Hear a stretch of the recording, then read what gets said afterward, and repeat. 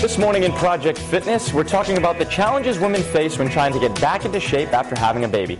Joining me this morning from Gold's Gym are Melissa Rector and Megan Sullivan. Megan is an instructor who just had a little baby herself, and the baby is here.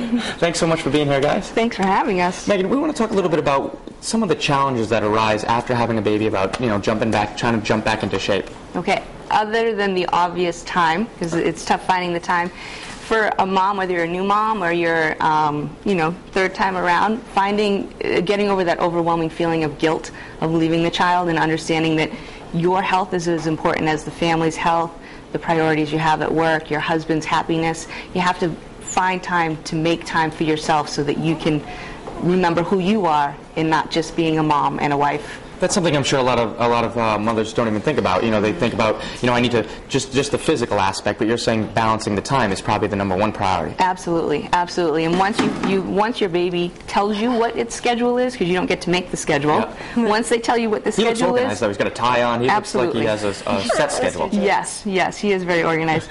But once you figure out what the schedule is, then you want to start blocking in time before you're ready to work out. Start blocking in time with maybe a half hour to read or just take a nap, so that you're getting a schedule, and then once your body is ready to work out, take that half hour to take a walk and then get back into the gym. Now, Melissa, I'm sure a lot of women, right after they have a baby, they want to just jump back into the gym, especially if they were gym goers before the baby.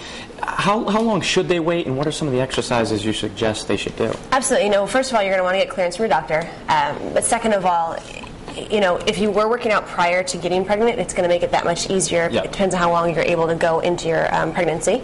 It's most about being easy with your body and understanding and listening. You're not going to be able to push your body like you did before. You need to gradually work your way into it and be kind to yourself.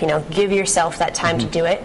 But the most important thing to remember is to stick with it. It's going to take consistency and it's going to take time. But to be gentle with yourself and be easy, because you did just go through a huge trauma. Are there certain exercises you suggest for a new mother that, especially I'm sure on the ab area and whatnot, that's probably their main focus, right? You're going to have to wait to see. It depends on clearly if your abs separate or not. If you've got a C-section, as to how long you're going to have to wait. You might have to modify some exercises, but simple things like pelvic tilts, where you're in a back position on the floor, your feet on the floor, tipping your hips up and down to really just kind of isolate the ab muscles is just a good way to start to just kind of remember what those feel like, because they've kind of been lost for a while, as Megan likes to tell me. Yeah.